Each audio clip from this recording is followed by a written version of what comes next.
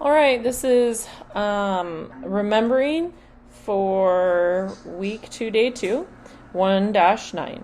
Again, I've explained these factor puzzles. If you're not very quick with your facts or you don't remember them, they are rather difficult, so you are more than welcome to follow along, copy as I go.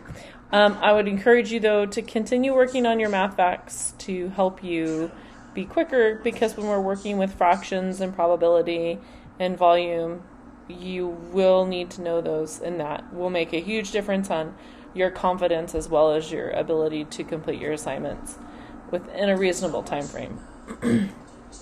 All right, so here we have, for number 1, we have 10 and 12.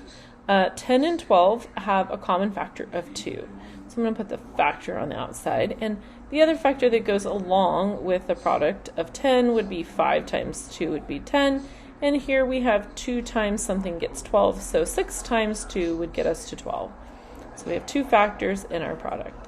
And then here we have 6, and another factor of 42 other than 6 is the 7. So I'll put my 7 across, and my 5 comes down. So now the only product I'm looking for is the product of 7 times 5. And 7 times 5 is in fact 35.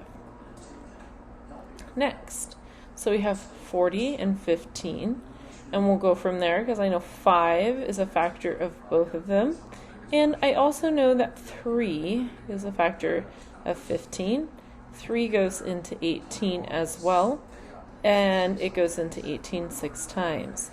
The other factor of 40, and I'll bring my other 6 over here. My other factor of 40 is 8. 5 times 8 is 40. And 6 times 8 equals 48. All right. Next, we have 36 and 32 and 63.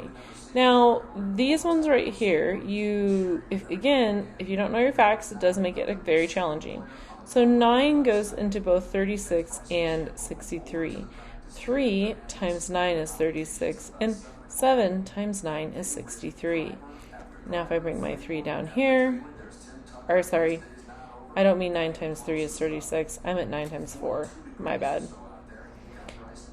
So then 9 times 4 is 36, and for this one, 4 times 8 is 32.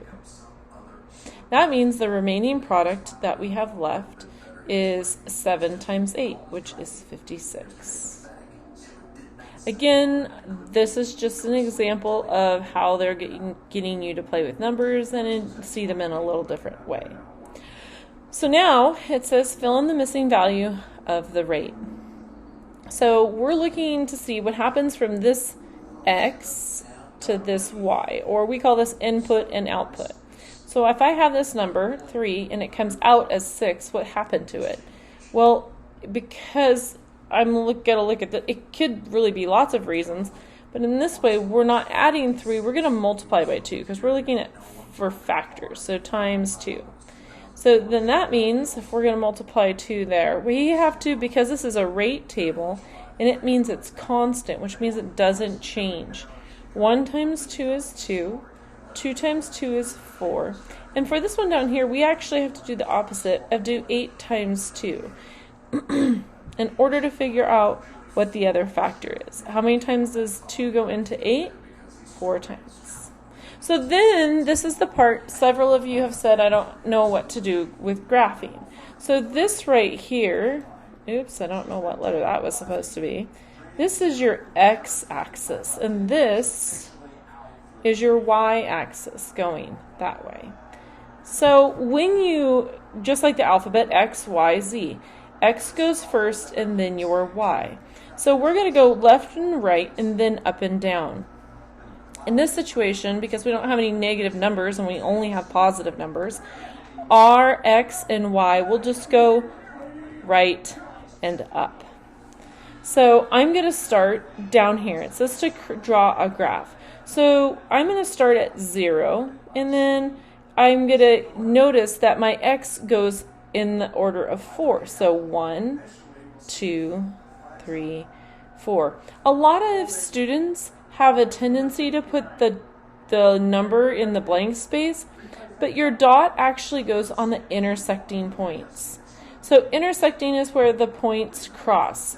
So here's two intersecting lines. I would put my point on the intersecting lines where they touch. So then this one says, for the first one, we are going over 1, but we have to go up to 8. So I'm going to label mine 8. 1, 2, 3, 4, 5, 6, 7, 8. So now I have a graph. So this is actually going to enable me to plot my points or my coordinates. So right here I have over 1 up 2. So I usually check mine off just so I know. Then I have over 2 up 4. Next, I have over 3 up 6. I would encourage you at this point to make sure that your number lines up with the correct number, and that again you're putting your dot on your intersecting line. Next, we have over 4 up 8. So this is my graph. Now, in many cases, they would ask you to make a line that goes through your coordinate points. Excuse me. So I'm going to use a piece of paper that has an edge on it. And I'm going to start down and put my line. And I'm not worried about so much where this other dot is. I actually could erase that. But I'm more concerned that this goes through all of these other points. And technically, so we're going to be making our line from the left to the right. And if it makes a line from the left to the right, shows that this is actually a linear equation. And the linear equation means that it goes from left to right. Now, if it went down, it is not a linear equation.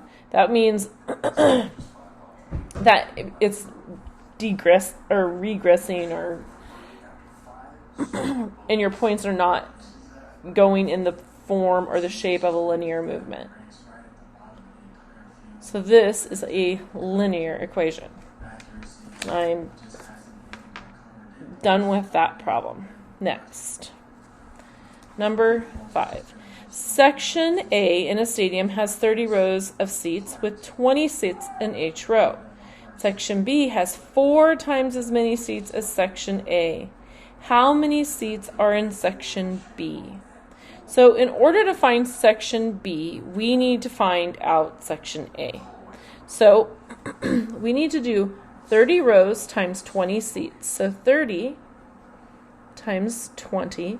And if you ever see a dot like this, this actually shows multiplication. That's not a decimal. A decimal would touch the bottom.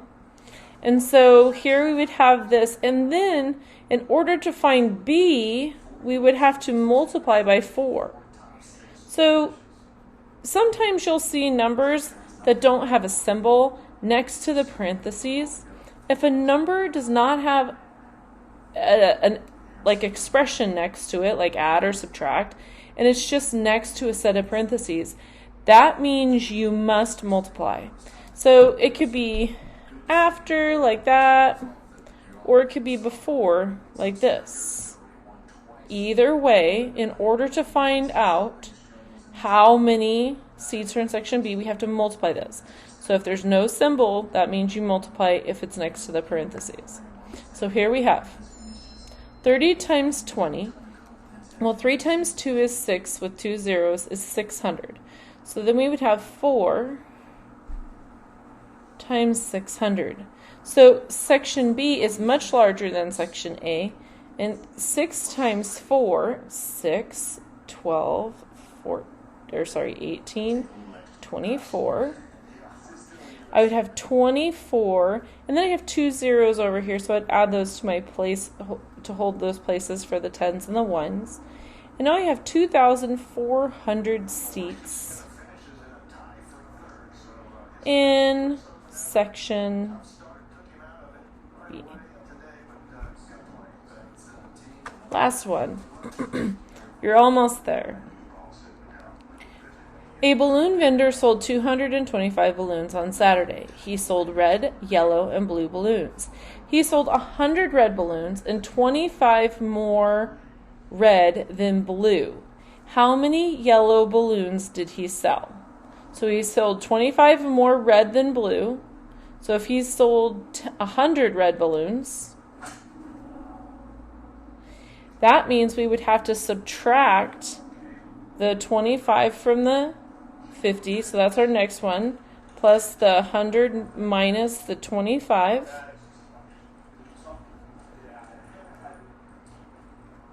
And then we would have to figure out if he sold 225 balloons, we would subtract these numbers, or add these numbers and then subtract them from 225. So 100 minus 25 is 75. And then if I add the two groups together, that tells me how many red and how many blue, which gets me to 175. And then we need to get to 225.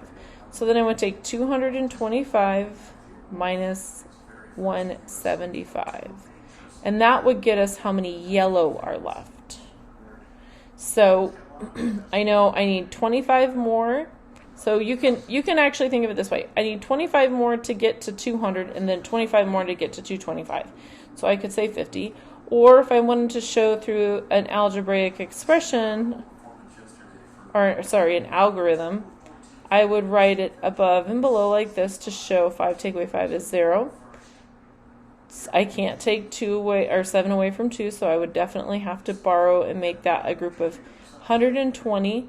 Take away 70 is 50, and 100 take away 100 is 0.